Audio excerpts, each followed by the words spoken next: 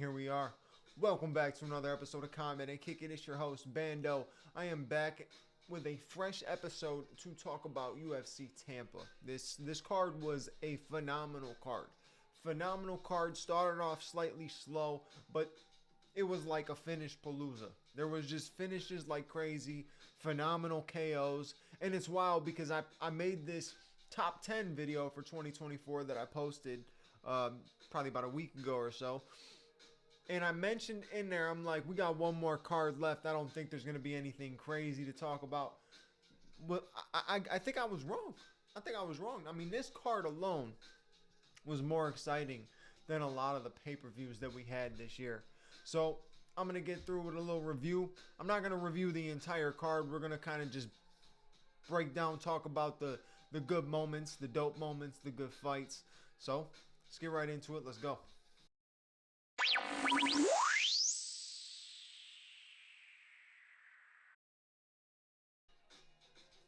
So the first thing I want to bring up when talking about UFC Tampa was that Michael Johnson win. Phenomenal win from Michael Johnson. Well-needed win from Michael Johnson. Obviously, a man that we've seen many times up and down through his career. He gets a big win over guys you don't expect him to win against, and then he loses against guys you think he's going to go in there and annihilate. Michael Johnson, he's got power still in his hands, man. He has got some dynamite in his hands. And he went at Otman Zaitar like a bull in a china shop. Had one intention in mind. That was to get the finish. Michael Johnson really never is not trying to go for the finish. You know what I mean? He's always in exciting fights. So I got to give Michael Johnson props on the fact that he is always in exciting fights. And he was going to make this an exciting fight again. But boy, oh boy, did he get a dope finish. And the finish was exciting enough. We didn't even need an entire fight. The finish was exciting enough. And that was a phenomenal win. And a nasty KO. A lot of people bitching about the follow-up shots. It's part of the game. It's part of the game. I understand if it's genuinely after the ref pulled you off and you're still landing shots. That's different. But he was landing shots before the ref pulled him off. So that's part of the game. Unfortunately, it is, but that's what it is. It's part of the game. But that was a huge win for Michael Johnson. And Michael Johnson, he went on in his post-fight to say that he wants to fight Justin Gaethje again. Now, most of the time I would be like, nah, that doesn't make any sense. That'd be stupid. I can see Dustin and Justin being the next fight. We could see that again in 2025, Dustin and Justin 3. But it's not an impossible fight to see, Michael Johnson versus Justin Gaethje. So we'll see what happens in 2025. We'll see what happens with Michael Johnson continuing his UFC run. It's wild. A lot of guys have been cut for a lot less. And Michael Johnson has been in the UFC for 14 years. So, or no. Has he been there for 14? He might have just been fighting for 14 years, 15 years. Might have been in the UFC for a little less. But either way, he's been around in the game for a while. So it's surprising to see that he is still in here, even knowing that, you know, that record ain't the best. It's crazy. I went straight for the Michael Johnson one to start this video off, when I should have went with the Sean Woodson over to Padillo. When that was a phenomenal win too. Phenomenal finish. It was a little scrappy at first. Sean Woodson has one of the strangest builds for the featherweight division. You know what I mean? He's just got a crazy build. He's like 6'2", super long reach, and obviously just a weird shaped body. I mean, he almost is like shaped like a tall version of Mike Wazowski. But then you look at Fernando Padilla, and he's also tall and long, 6'1", long reach. So this fight was meant to be a good fight. You knew it was going to be a good fight, at least a decent fight. First round was a good first round. But Sean Woodson, he found the shots, man. He threw that nasty uppercut and ended up finishing him. It was a beautiful finish, beautiful win. And it actually was the start of the KO streak that was going on. Not necessarily streak, but the KOs that were going on through the night, because man, oh man, did we have just an explosive night. But Sean Woodson started it off. Then you go on to Joel Alvarez's win And another one, another really dope win over Jakar Close through the flying knee. I've never seen this before, actually. Matter of fact, I've genuinely never seen this. I've seen people get clipped and then caught in a submission, right? When they weren't out, they just ended up getting caught in a submission because they got clipped. I have never, ever seen somebody get hit with a flying knee, get knocked out, and as they're falling down, get stuck in a guillotine choke where the ref had to step in and stop it. I mean, it was a crazy finish, a dope finish, and interesting. Joel Alvarez in the 155 division. He did say he wants to go up to 170, which I don't know if I like that because he's got a 100% finish rate in the lightweight division. That's not something that happens very often. 100% finish rate, and yes, I know he hasn't fought in anybody that's top tier. Hasn't fought any big names. Jakar Close was kind of supposed to be a little test for him. And he got past that test with no problem. But 100% finish rate in one of the hardest divisions in all of MMA. That's speaking volume. I think he should stay in this division. Keep on working. I think we could find some really exciting, fun scraps from him. You know, if you want to push him up a little bit quicker, you know, you get him up against somebody.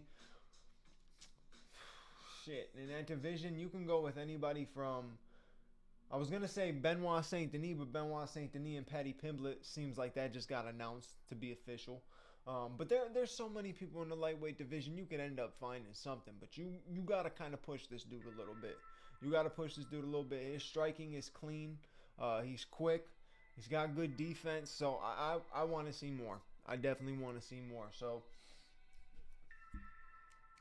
100% finish rate. I mean, everybody was hyping up Shavkat's 100% finish rate. Now, granted, he fought some, top contenders, but still, 100% finish rate is 100% finish rate. In this sport, it's not something that you get often, so you gotta hype it up a little bit.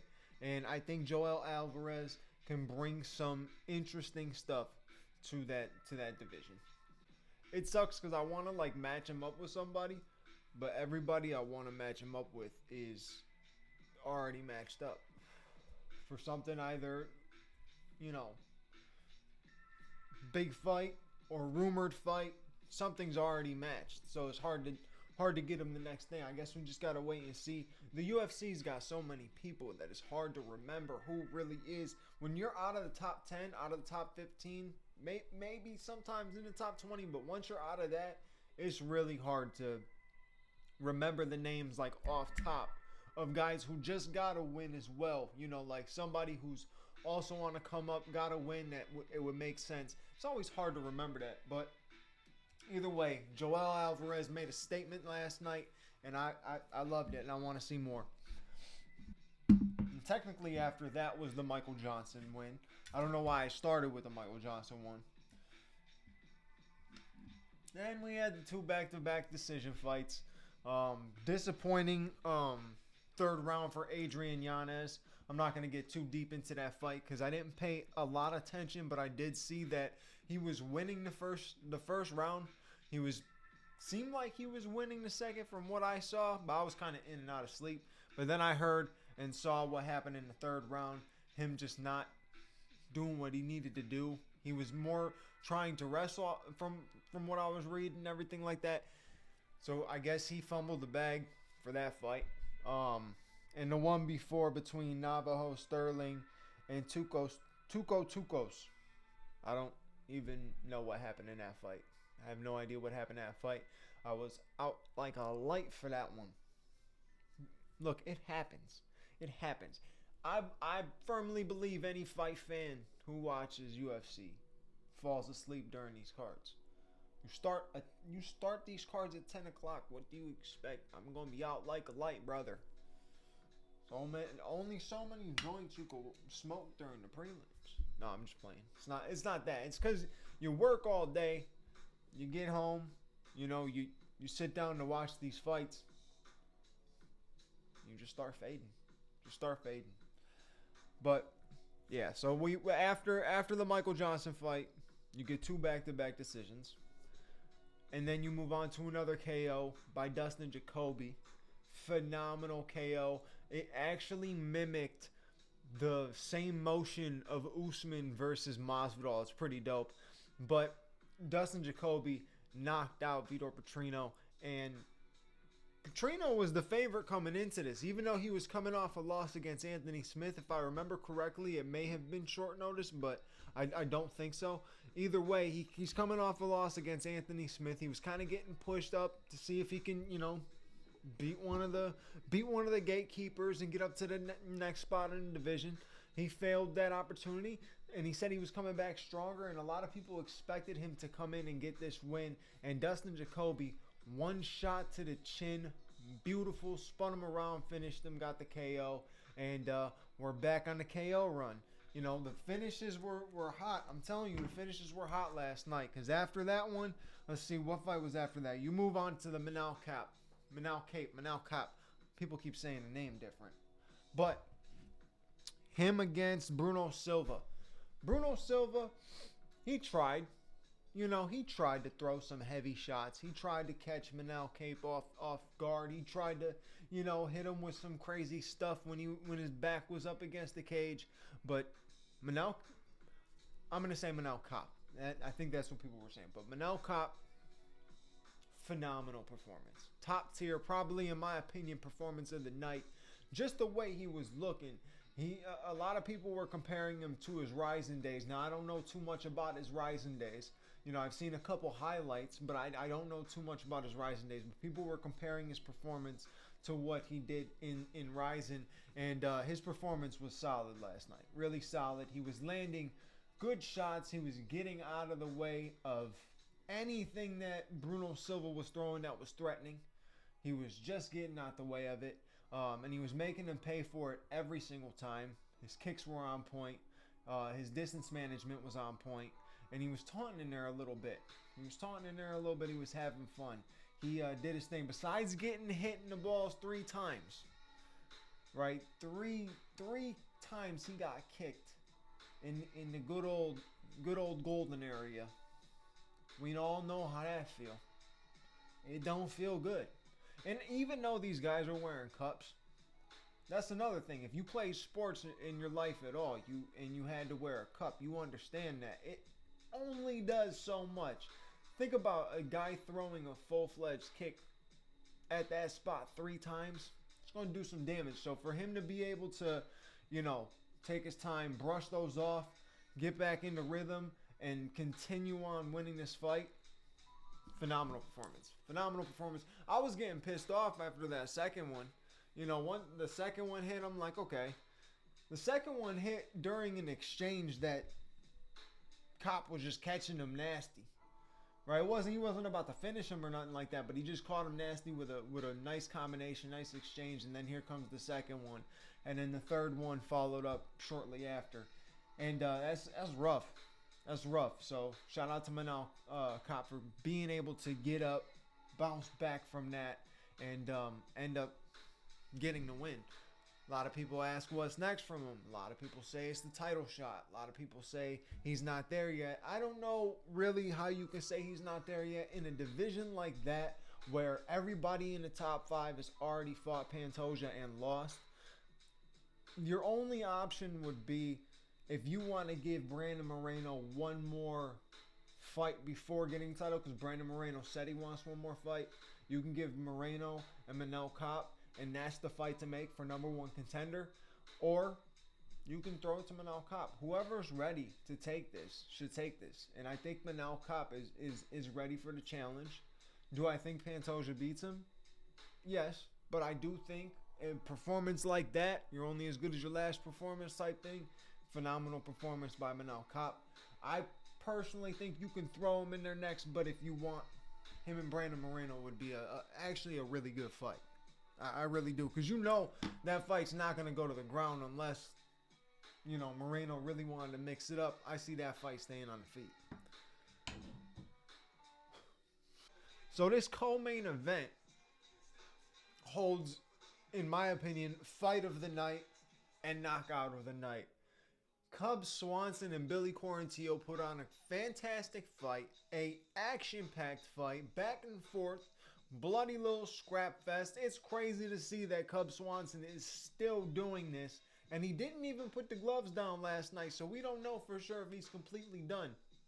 But the fact that he's still doing this, getting wins and knockout wins over these young guys, is beyond impressive.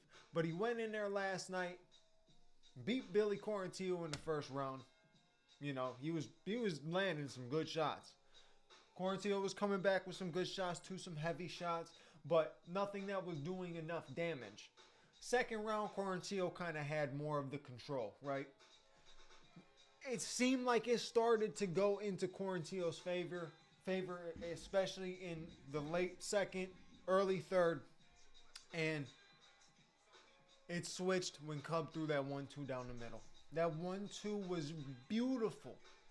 Beautiful. Man, I love a 1-2 down the middle. So I have appreciation for somebody who throws a clean 1-2. Right, when Terrence McKinney hit his debut and threw that 1-2 down the middle of Matt Frivola, I was like, I fuck with that.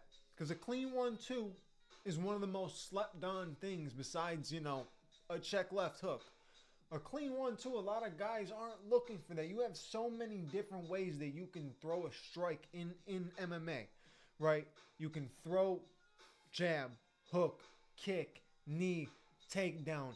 All your different opportunities, all your different feints that you can throw and everything. The 1-2 seems so simple because it is. It's simple and sometimes it is the best. It is the best combination. A 1-2 right down the middle, and Cub Swanson knocked out Billy Q. And it wasn't like a TKO. No, it was a clear knockout. He knocked him out, son. I know it sucks because Billy Q was in front of his hometown crowd, but I'll be as a veteran like Cub Swanson, UFC fans love to see it. It was a performance that if he does retire, that's the perfect way to go out. I personally feel he should retire on that. There's nothing else to prove. Cub, we know he's an absolute savage. We know that. He's been in some of the most exciting fights in that division. He's been working in that division since the WEC days. He ain't got nothing left to prove. Nothing left to prove. And if he was to retire, that's a perfect way to retire. But that is my knockout of the night and fight of the night, because that was a scrap too. Now on to this main event. Joaquin Buckley got the win over Colby Covington. Now I predicted he was going to get the win, and I predicted he was going to get the win by KO. But I didn't expect him to get the win how he got it. And I got to give props to Colby Covington. He's got a chin. He really does have a chin. His endurance, his cardio, everything is there. But the problem with Colby Covington is his adjustments have not been there. Especially in the last few fights, in my opinion. His adjustments have not been there. He's coming in with the same flat-footed striking. I saw him stance switching a little bit, but he was stance switching mainly because of his eye. Once that eye got cut, it definitely did change the route of that fight. And I think Buckley was going to win regardless. But the cut definitely played a big problem for Colby. But the biggest problem, in my opinion, of the entire fight for Colby Covington was the fact that his backup plan was not there. His go-to, his most favored part of his game was not there. Joaquin Buckley was stuffing every single time that Colby was shooting. Now, Colby got him down a couple times, but couldn't do anything with it. I think with the fact that he was so bloody, and it was just blood everywhere on both of them when they were in any position of wrestling, and then the sweat at the same time, it was too slippery to even do anything. But Colby's not known for being a guy who gets you down and ends up getting a submission. He kind of just gets you down, hits you a little bit, lets you back up, takes you down. But he couldn't do that last night. Once Buckley got up, it seemed like Colby did not have not that he doesn't have the energy, but it seemed like he didn't want to do it again. Right? Like it wasn't worth it. What he got in exchange for the takedown was not worth it. Right? It didn't work for him. And that's the biggest problem for Colby. Now, obviously, like I said, the cut played a huge problem, but the biggest issue was the fact that his wrestling was not something that he could really work with. And Buckley looked damn good. You put those two things together, a guy whose strength is wrestling and he can't use it, and then a guy who showed up and looked good, you can't argue it. Buckley looked fantastic. I liked his call out. The way that he did it, slightly corny. You could just call out who you want to call out, but it ain't me. I'm not either way. He slightly called out Kamaru Usman. I feel like that is the perfect call out, though. I think that's what he should have been planning on anyways. Going out there calling out Kamaru Usman. There is the rumor that Usman was supposed to fight JDM. I don't feel like that's happening. I feel like JDM's probably going to end up getting a different fight. I don't know who. Maybe that could be the fight. Maybe him and Buckley. But I think Buckley and Usman's a good fight because Buckley could be this guy that's kind of taken out the people that have been sitting in the top 5 for a little while. Now, he did ask the crowd if they wanted him to fight Leon Edwards. They did not sound very hype. I don't think anybody's really excited to see anything from Leon Edwards with the last performances he's put on. But here's an interesting thing. If Buckley and Edwards was the fight that was next, the matchup is interesting because maybe the style of Buckley can force the striking out of Leon. Get him to actually get going. I've said this a million podcasts. If Leon just got going, he'd be an annihilator. I think he'd be one of the most dangerous dudes in the division. But he doesn't look like a threat because he doesn't utilize everything that he can. And I feel like Buckley might be somebody that would force that out of him. You see kind of not panic from his opponents, but last resort type strategies because they're doing what they try to do. They're landing shots. They're not finishing them. You know, they're shooting for the takedown, not getting them down. Buckley is a tough opponent for anybody. I think he's going to be the dark horse of the division. I think, truthfully, style-wise, he poses a threat to anybody in the top 3 besides maybe Shavkat. And I think him and Ian Gary would be an interesting fight. I think Ian Gary's IQ is slept on. And I think his IQ would be able to get him past Buckley. But there's a lot of interesting fights to make with Buckley. And people ask what's next for Covington. I don't even know. That's a tough one.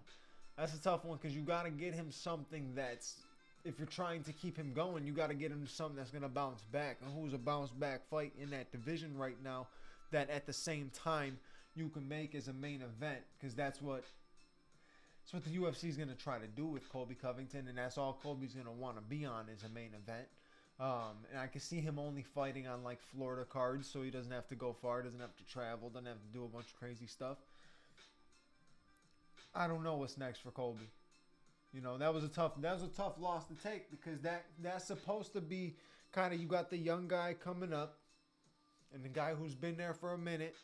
That's supposed to be the fight that you end up winning and proving, no, I'm still here to stay in the top of the division. I want my title shot, whatever.